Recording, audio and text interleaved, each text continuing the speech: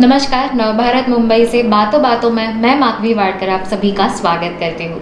आज बातों बातों में हमारे साथ है post master general Shri Amitabh Singh ji. Sir, आपका नवभारत नवरात्र में बहुत स्वागत है। सर, इंडिया पोस्ट ऑफिस, भारतीय डाकघर, इसमें बहुत अनुकूल परिवर्तन दिखाई दे रहा है। इस परिवर्तन के बारे में क्या कहेंगे? परिवर्तन काफ़ी वर्षों से यहाँ पे चल रहा है। असल में कस्टमर की रिक्वायरमेंट्स बदल गई हैं और सबसे बड़ा परिवर्तन हमारी वित्तीय सेवाएं जो थी, फाइनेंशियल सर्विसेज, उसमें आया, जबकि 2018 के बाद पोस्टल बैंक और digital bank, India post payment bank चालू हुआ। और अनफॉर्चुनेटली पैंडेमिक के आने के बाद उस बैंक का रोल बहुत ही बढ़ गया, क्योंकि लोग घर से बाहर नहीं जा सकते थे, लेकिन हमारे डाकिया, क्योंकि वो एसेंशियल सर्विस करते थे, वो आम जनता को घर बैठे ही किसी भी बैंक अकाउंट में उनका अकाउंट हो, घर बैठे ही पेमेंट कर सकते थे। तो उस माध्यम से इस बैंक की इम्पोर्टेंस बढ़ गई। तो तकनीकीकरण की वजह से सारी जो वित्तीय सेवाएं हैं वो अब ऑनलाइन उपलब्ध हैं। एटीएम भी हैं और पेमेंट्स बैंक, जिसमें पेटीएम और वॉलेट टाइप सर्विसेज सब हैं। साथ साथ पिछले कुछ दिनों में 1-1.5 साल से बहुत बड़ा फोकस हुआ है, जहां टेक्नोलॉजी और ईमेल और डेवलपमेंट के बाद चिट्ठियों की मात्रा कम हो गई है, लेकिन ई कॉमर्स के बढ़ने से पार्सल्स का बिज़नेस बहुत बढ़ गया है। और उसमें हाल फिलहाल में हमें अपने मैन पावर को बढ़ाना पड़ा है। हम मैकेनाइजेशन कर रहे हैं, अधिक गाड़ियां ला रहे हैं प्लेस में। तो एक नई ऊर्जा आई है डिपार्टमेंट में, क्योंकि ई कॉमर्स के चलते जहाँ चिट्ठियों का बिज़नेस कम हुआ है, पार्सल का बिज़नेस बहुत बढ़ रहा है। सर, जैसे सच में अभी आम जनता भी इंडिया पोस्ट के प्रति आकर्षित हो रही है, इस सफलता के पीछे क्या राज है? मेरे ख्याल में हमारा जो 170 साल होने वाले हैं इंडिया पोस्ट को, 1854 में शुरू हुआ था, और भारतीय डाक की प्रेजेंस 1,65,000 पोस्ट ऑफिस हैं। तो जो एक प्रेजेंस ग्राउंड लेवल पे है और एक पुराना जो ट्रस्ट है, तो जो सरकार की अन्य संस्थाएं हैं वो पोस्ट ऑफिस को अपना माध्यम बनाती हैं गवर्नमेंट सेवाएं प्रदान करने के लिए। तो आधार का अपडेशन, आधार का एनरोलमेंट, छोटे बच्चों का आधार एनरोलमेंट, वो सारा पोस्ट ऑफिस में अधिकांश हो रहा है। बैंक्स में भी हो रहा है, लेकिन क्योंकि पोस्ट ऑफिस सब जगह है, साथ साथ पोस्ट ऑफिस में ही पासपोर्ट बनते हैं, ड्राइविंग लाइसेंस हम ही डिलीवर करते हैं। तो इस काम को लेते हुए अभी कुछ ही दिनों बाद ये प्रधानमंत्री जी ने 2 दिन पहले अनाउंस किया कि सूर्य घर योजना, जिसमें 3 किलोवाट या 3 किलोवाट से ज़्यादा का सोलर पावर घर पे अपने छत पे लोग लगा सकते हैं, और उसमें ऑलमोस्ट 30-40% की सब्सिडी मिलेगी, जो कि इतनी बढ़िया चीज़ है, क्योंकि जो लोग आकर्षित होंगे इसकी तरफ, तो सोलर एनर्जी से बहुत सारी इलेक्ट्रिसिटी सप्लाई हो जाएगी देश में, और जो व्यक्ति खुद नहीं यूज़ करता उसके वो मीटर में वो डिडक्ट हो जाएगा। तो इस टाइप की जो सेवाएं हैं, जो मुख्य रूप से डाक सेवाएं नहीं हैं, लेकिन क्योंकि 1,60,000 जगह पे एक भारत सरकार का एक कर्मचारी उपस्थित है जो रिस्पॉन्सिबल है, तो उनके माध्यम से लोगों को सेवाएं दी जा रही हैं। सर, आपने जैसे कहा कि सूर्य घर योजना, ऐसी और कौन सी नई योजनाएं हैं जिनका लाभ आम जनता ने लेना चाहिए? वरिष्ठों के लिए कौन सी नई योजनाएं हैं, और जैसे कि बच्चियों के लिए समृद्धि योजना, सुकन्या समृद्धि योजना, इन योजनाओं के बारे में क्या कहेंगे सर? सरकार योजनाएं खासकर ऐसे लोगों के लिए बनाती हैं जिनको नॉर्मल बैंक्स तक जाने की क्षमता नहीं होती। तो जनधन योजना से बैंक अकाउंट्स तो खुले, परंतु उसके साथ साथ ये भी ज़रूरी था कि जो सरकार पैसा देना चाहती है गरीब तत्वों को, चाहे किसानों को या विडोज़ को, मतलब विधवाओं को, तो वो जो डायरेक्ट बेनिफिट ट्रांसफ़र जिसको कहते हैं, वो सीधे व्यक्ति के पास पहुँचे, वो माध्यम पोस्ट ऑफिस के ज़रिए से हुआ। तो डीबीटी बहुत सारा डाक विभाग कर रहा है। आपने बताया सुकन्या समृद्धि योजना, तो ये हर किसी लड़की के लिए अवेलेबल है 18 साल की उम्र तक। 8.2% उसमें ब्याज मिलता है। और पिछले वर्ष ही महिला सम्मान सर्टिफिकेट भी बना था। महिला सम्मान बचत पत्र जो है वो 2 साल की अवधि के लिए एक सर्टिफिकेट मिलता है, डीमटेरियलाइज्ड है। उसमें 7.5% हर महिला को मिल सकता है, लेकिन 2 लाख मतलब स्मॉल सेविंग है, तो 2 लाख रुपए तक का भी अमाउंट है। तो कहने का ये तात्पर्य है कि जो व्यक्ति, बहुत सारी वित्तीय सेवाएं हैं जिस एक व्यक्ति के पास, लेकिन जो गरीब तबके के लोग हैं, जैसे ग्रामीण क्षेत्र में अभी भी मैं बताऊं ऑलमोस्ट 70-75% लोग के पास कोई भी इंश्योरेंस नहीं है। तो ग्रामीण डाक जीवन बीमा बनाया गया है जिसमें बहुत हाई बोनस है जो कि और इंश्योरेंस कंपनीज़ के लिए नहीं है, तो डाक जीवन बीमा उनके लिए उपलब्ध है। साथ ही में एक अटल पेंशन योजना है जो 7 साल पहले लॉन्च की गई थी, और ये आम आदमी को, अब आप सोचें कोई रिक्शा वाला है, क्या उसको पेंशन मिलती है? क्या उसकी रिटायरमेंट एज नहीं है? क्योंकि आदमी 65 साल की उम्र के बाद रिक्शा नहीं चला सकता, उसको उसकी फ़िज़िकल कंडीशन नहीं है। लेकिन ये पेंशन योजना डाक विभाग के थ्रू है जिसमें छोटी छोटी बचत हर महीने करके जब वो व्यक्ति रिटायर होगा तो रिटायर या काम छोड़ेगा अपना, तो 5,000 रुपये उसको व्यक्तिगत मिलेंगे। तो ये अटल पेंशन योजना है। उसी तरीके से बैंक्स और हम लोग साथ साथ सीनियर सिटीज़न सेविंग स्कीम करते हैं, उसमें 8% इंटरेस्ट रेट है। और मैं आपको बताऊं 26 करोड़ अकाउंट्स हैं पोस्ट ऑफिस सेविंग्स बैंक में, मतलब सारे मिला के, savings account, monthly income scheme, fixed deposit, सबसे ज़्यादा फिक्स्ड डिपॉजिट मेरे ख्याल में 5 करोड़ है अकाउंट्स। तो आंकड़े बता रहे हैं कि आम आदमी तक पहुंचाने के लिए बैंकिंग सेवाएं, फाइनेंशियल इंक्लूजन जिसको कहते हैं, उसमें हम लोगों का काफ़ी, और हम बहुत खुश हैं कि काफ़ी रोल है। सर, वैसे इंडियन पोस्ट पेमेंट सेवा IPPB, इस सेवा का उद्देश्य क्या था सर? और अभी इसमें कितने अकाउंट होल्डर है, उनके लिए सुविधाएं क्या है, या कोई नई सुविधाएं आने वाली है? जी, ये एक प्लेटफॉर्म है डिजिटल फाइनेंशियल सर्विस का। इसमें इस वक्त 4.5 करोड़ अकाउंट होल्डर्स हैं देश में।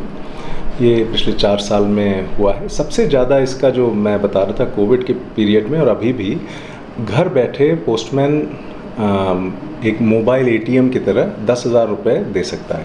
आपका अकाउंट HDFC बैंक में हो सकता है या किसी भी बैंक में, लेकिन क्योंकि आपका अगर अकाउंट आधार से लिंक्ड है तो आपके OTPs के बेसिस पे वो पेमेंट्स दे देंगे। IPBP post office payment bank बनाने का उद्देश्य यही था कि एक डिजिटल माध्यम मिल जाएगा सारे बेसिक पोस्टल फाइनेंशियल सर्विसेज को, क्योंकि मोबाइल स्मार्टफोन्स आ गए हैं, सभी लोग अब स्मार्टफोन की तरफ जा रहे हैं। तो घर बैठे भी आप कैश इन पैसा प्राप्त कर सकते हैं, और UPI के माध्यम से कोई भी पेमेंट करनी हो वो किया जा सकता है, चाहे व्यक्तिगत रूप से या कोई दुकान में, दुकानदार भी इसका अकाउंट खोल सकते हैं। तीसरा, बहुत सारी जो पोस्ट ऑफिस की सेवाएं थीं, जैसे पोस्टल लाइफ इंश्योरेंस और बाकी सेवाएं, वो भी की जा सकती हैं। और इसके बहुत प्रचलित होने की वजह से, क्योंकि कोविड के बाद जो इतना ज़्यादा ग्रोथ हुआ इसमें, मतलब 3 साल में 4.5 करोड़ अकाउंट, बहुत अकाउंट्स हैं। तो कई प्राइवेट कंपनीज़ ने सोचा कि पोस्ट ऑफिस सेविंग्स बैंक के पोर्टल पे, जो IPBP पोर्टल है, उस पे अपनी सेवाएं उपलब्ध कराएं। सबसे ज़्यादा जनरल इंश्योरेंस से हुआ, तो हमारे 2 बहुत बड़े पार्टनर्स हैं, टाटा AIG और बजाज एलियंस। इनके जो एक्सीडेंट इंश्योरेंस पॉलिसी है, व्हीकल इंश्योरेंस पॉलिसी है, ये सब पोस्ट ऑफिस के ऐप के थ्रू होता है। जैसे और भी कितने सारे ऐप्स हैं, तो पोस्ट ऑफिस का ऐप और ग्रामीण क्षेत्र में बहुत ये प्रचलित है। तो आगे जाके अन्य हेल्थ इंश्योरेंस भी इसके माध्यम से होगा। किसान मतलब क्रॉप इंश्योरेंस, फसल बीमा योजना इसके माध्यम से होने वाला है। और कैश ऑन डिलीवरी ई-कॉमर्स के लिए बहुत इम्पॉर्टेंट है, खासकर जो लोग छोटे शहरों में लोग अभी भी कैश ऑन डिलीवरी ही चाहते हैं करना, तो वो इस डिजिटल माध्यम से हो जाएगा। तो साथ ही हम बड़े बैंक्स के लिए कैश कलेक्शन सेवाएं, कैश मैनेजमेंट सेवाएं भी कर रहे हैं। बेसिकली कोई टेलीकॉम कंपनी है, उनका प्रीपेड कार्ड बिकता है किसी दुकान में, तो वो जो पैसा जमा हुआ है उनको फिज़िकली वो कैश अपने ऑफिस में चाहिए, तो वो काम IPBP के माध्यम से हो रहा है। मतलब ये एक टू एंडेड सर्विस है, कैश लोगों का कलेक्ट भी करना और लोगों को कैश देना।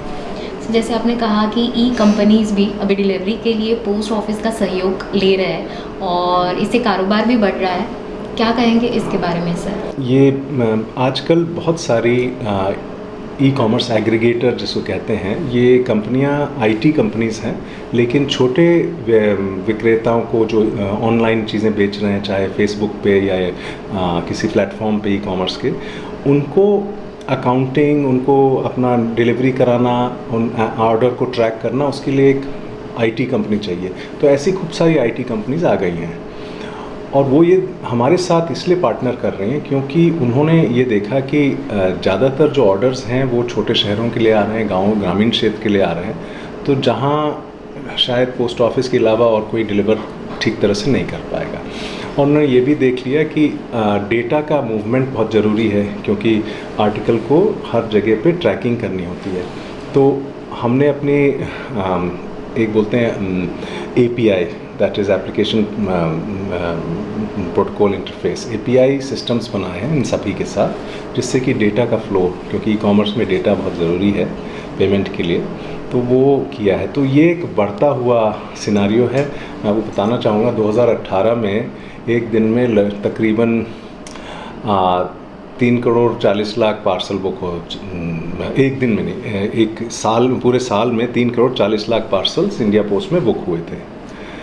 और पिछले साल के पहले 6 महीने में 3 करोड़ 80 लाख बुक हुए। तो मतलब 3 साल में पार्सल के वॉल्यूम डबल हो गए। तो ये बढ़ता ही जाएगा और लोगों को आदत सी पड़ गई है ऑनलाइन चीज़ें मंगाने के लिए, तो हम पार्सल्स का बिज़नेस इसी वजह से बढ़ा रहे हैं। यानी click and book your parcel, ये सुविधा, क्या सुविधा है ये सर? ये ऑनलाइन सेवा है कि आपको पोस्ट ऑफिस जाने की ज़रूरत नहीं है। अगर आपको काफ़ी पार्सल्स भेजने हैं या चिट्ठियाँ 5-6 भेजनी है एक साथ और टाइम नहीं है, तो घर बैठ के रजिस्टर होके थोड़ा सा डेटा उसका भर देना है और पोस्ट ऑफिस का कर्मचारी घर आके वो पिकअप कर लेगा और पेमेंट ले लेगा।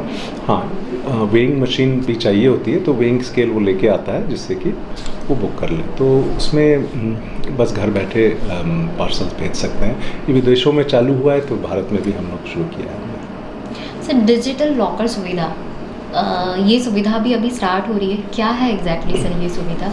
जी, डिजिटल लॉकर एक्चुअली जो सुविधा है वो 2 तरीके की है। जो इमीडिएटली शुरू होने वाली है वो है एक डिजिटल पार्सल लॉकर की सुविधा।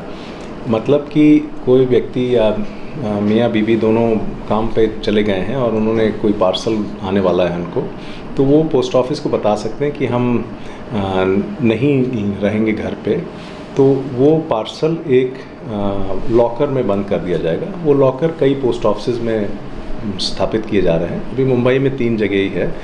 तो वहाँ पे वो 24/7 7 दिन तक वो पार्सल रखा रहेगा। वो कभी भी आके, उनको एक OTP मिलेगी, आके OTP डाल के अपना पार्सल ले जाएंगे। तो ये सेवा एक एडिशनल सेवा है। आजकल क्या होता है, पोस्टमैन पड़ोसी के यहाँ दे जाता है, ऐसे करता है, लेकिन हम ये digital parcel lockers public places में लगाएंगे, जिससे कि ट्रेन स्टेशन पे और जगह, मुंबई सेंट्रल पे हम लोग एक अभी बस लगाने वाले हैं, जिससे कि लोग ऑफिस में लोग पार्सल कुरियर पहुंच नहीं पाता या पोस्टमैन भी नहीं आ सकता या खुद वो जा नहीं सकते, तो घर जाते समय पिकअप कर लिया अपना पार्सल, कोई भी ई-कॉमर्स पार्सल। तो ये नई सेवा है। सो ऑनलाइन डिलीवरी बहुत बढ़ रही है, सब जन ऑनलाइन कुछ ना कुछ मंगा रहे हैं, बुक एंड पार्सल जैसे हम कहते हैं, बट इसमें फ्रॉड भी बहुत बढ़ रहा है सर, तो क्या संदेश देना चाहेंगे इसके बारे में? जी, मेरा ये संदेश है कि ऑनलाइन बहुत सारे ऑफ़र्स मिलते रहते हैं और हमें जब भी कोई भी वेबसाइट का लिंक हम देखें तो उसमें बहुत ध्यान से उस पर क्लिक करें, क्योंकि अगर वो फ्रॉडुलेंट वेबसाइट है तो उसमें वो सारी हमारी इन्फॉर्मेशन जो हम डाल रहे हैं वो कैप्चर कर लेगा, चाहे हमारे क्रेडिट कार्ड की इन्फॉर्मेशन हो, चाहे खैर यूपीआई की इन्फॉर्मेशन हो। तो ये सब चीज़ें बहुत ध्यान रखना होता है कि फ्रॉड्स हो रहे हैं, अगर बाय वन गेट वन का ऑफ़र है या ऐसा अट्रैक्टिव ऑफ़र है, उसमें बहुत डिलिजेंस के साथ हमें करना चाहिए। और बेस्ट ये रहता है कि मोबाइल वॉलेट में कम पैसा रखें, जिससे कि कुछ इशू हो भी तो ना करें।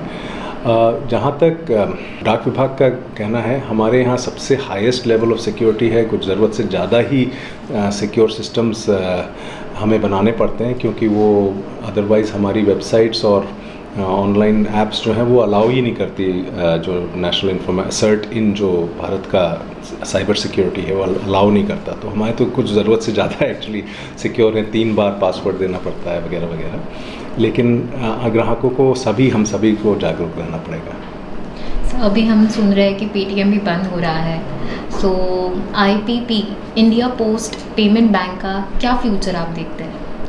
पेटीएम के बंद होने की जो क्योंकि कुछ कंप्लायंसेस नहीं की थी, वो एक अनफॉर्चुनेट चीज़ है। इंडिया पोस्ट पेमेंट बैंक का फ्यूचर बहुत ब्राइट है, क्योंकि कुछ भी कहिए, हम लोग non profit non commercial base पे काम करते हैं, तो हम बस सेवा ही देते हैं और कोई हमारे ट्रांजैक्शन चार्जेस नहीं है, सब फ्री में है। तो उस हिसाब से अट्रैक्टिव तो है, लेकिन हाँ, थोड़ा सा प्रचार हम लोग ज़्यादा करेंगे तो और बढ़ेगा। लेकिन ये इसका बिज़नेस बढ़ ही रहा है, बहुत तेज़ बढ़ रहा है, तो मैं समझता हूँ ये चलता रहेगा आगे भी। कितना रेवेन्यू जनरेट होता है सर?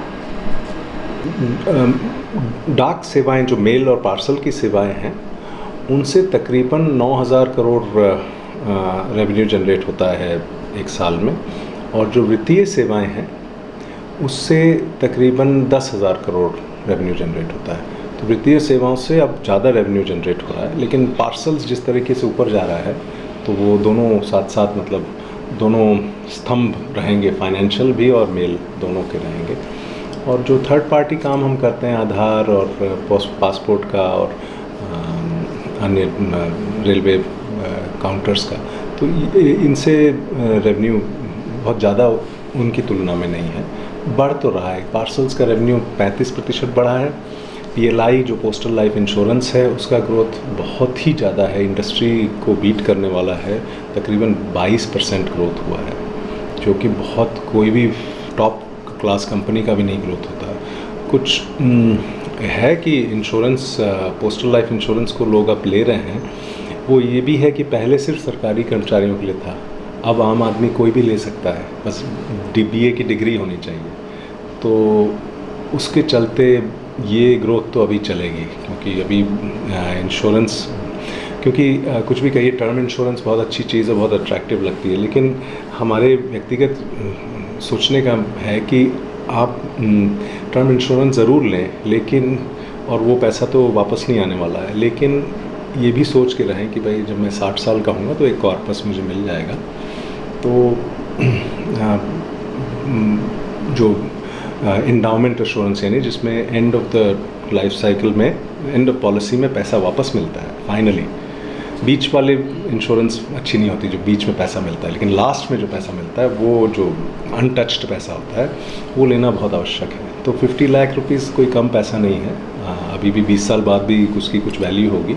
50 लाख तक का इंश्योरेंस हम देते हैं और कम प्रीमियम देते हैं, क्योंकि हमारे कोई एजेंट्स और वो सब तो है नहीं जिनको अलग से हमें तनख्वाह देनी है, हमारे कर्मचारियों को वैसे ही तनख्वाह हम दे रहे हैं, तो सारा पैसा बोनस में जाता है, तो कस्टमर को फ़ायदा है। तो मैं यही कहूँगा कि इंश्योरेंस और पार्सल, इन दोनों के चलते, और पोस्टल IPBP, तीनों का ग्रोथ बहुत ही तेज़ दिख रहा है मुझे। सर, भारतीय डाकघर में भी पासपोर्ट सेवाएं भी मिल रही है, सो करंट क्या सिचुएशन है, क्या स्थिति है पासपोर्ट सेंटर्स की? कितने पासपोर्ट सेंटर्स हैं हमारे? हाँ, देश में 380 पासपोर्ट सेंटर हैं, ऑलमोस्ट हर डिस्ट्रिक्ट में एक है, जो मुख्य डाकघर होता है उसमें।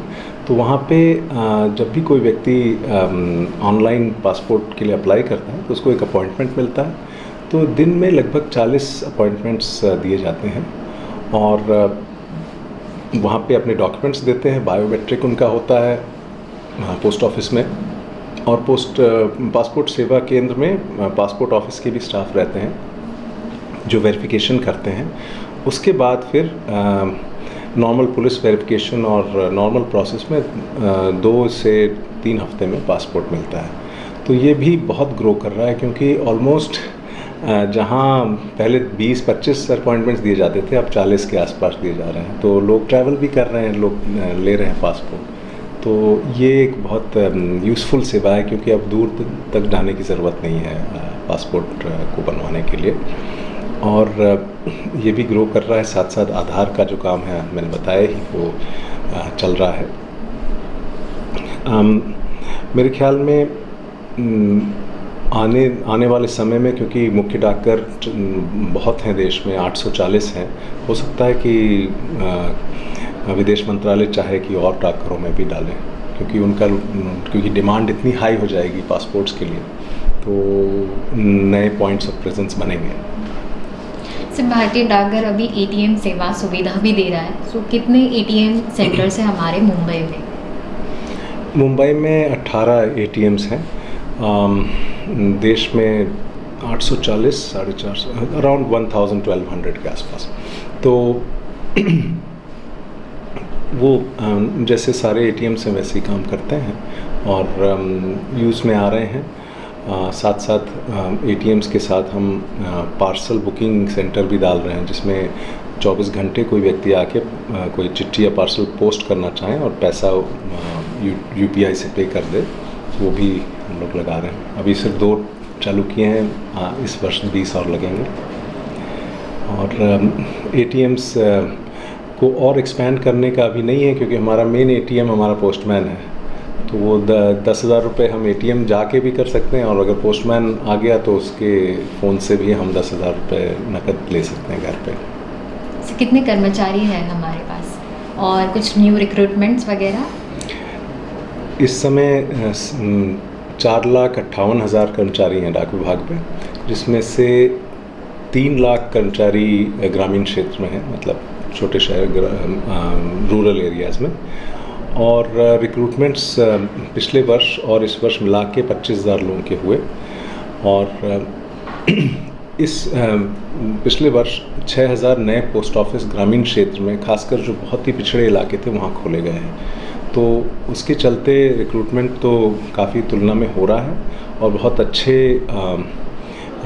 लोग पोस्ट ऑफिस में अब ज्वाइन हो रहे हैं, और उससे बहुत जो मैन पावर ट्रेंड अच्छा आ रहा है, तो उससे उनका दृष्टिकोण भी अलग है, और वो फ़ायदा करेंगे देश का और सेवा करेंगे।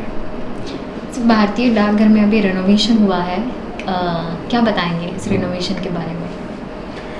जी, क्योंकि रेनोवेशन, सबसे पहले तो मैं मुंबई GPO को बताऊंगा कि मुंबई GPO 1913 में स्थापित हुआ था, और 110 साल में उसमें एज के साथ साथ एक रेनोवेशन का काम शुरू किया गया।